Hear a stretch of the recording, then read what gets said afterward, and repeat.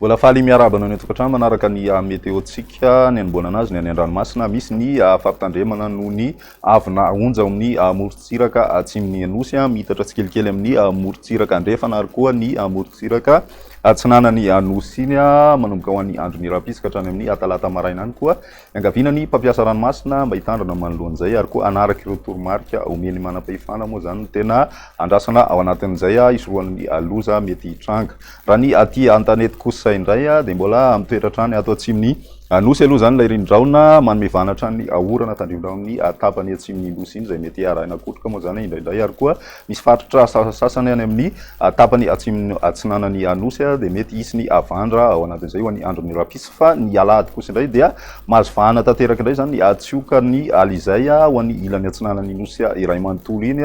mitoy izay ka hatramin'ny alatsinainy ary vokatrizay dia hidina be ny maripana ambony indrindra ho an'ny avoatany sy ny ilany atsinanany Anosy iny fa ny amin'ny tapany atsimon'ny Nosy kosa indray manomboka ny alahady zay hatrany dia hidina kosa ny maripana ambany indrindra ho hitantsika amin'ny atsipitriany rehefa avy eo ny tena mahakasika an'izay fa raha ny toetrandrontsika ho an'ny rahapiso vao maraina dia mbola mahazo vahana aloha zany zavitany ho an'ny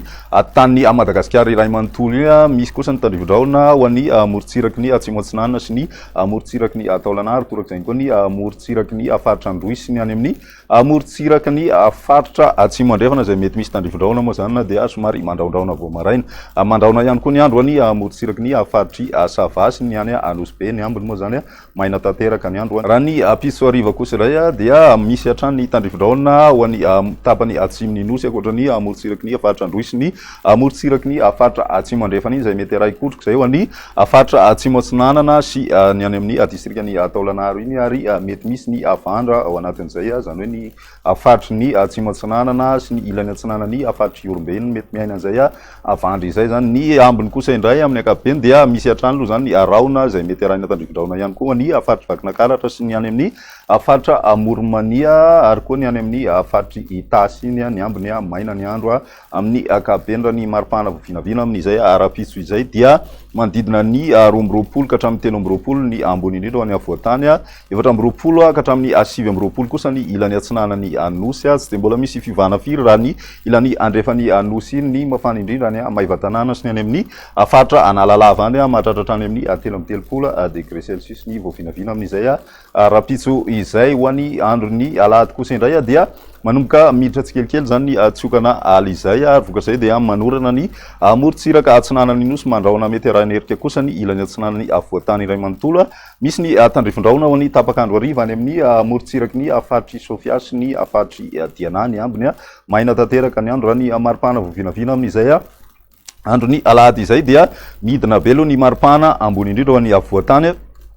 torak'izay ihany koa ny morontsiraka atsinanany Anosy iny fa ny maripana ambany indrindra ho an'ny morontsiraky ny atsimo andrefana kosa no ahitana fidinana be izay midina hatrany amin'ny 9 degré Celsius ny vao vinavina ao anatin'izay ho an'ny andron'ny alatsinainy dia mitoy hatrany aloha zany ny tsiokana alizay vokatrizay dia mbola mitoy ihany koa ny orana ho an'ny morontsiraka atsinanana izay arahina herika hatrany izay ho an'ny ilany atsinanany avoatany ny any andrefana moa zany balika ny masoandro raha ny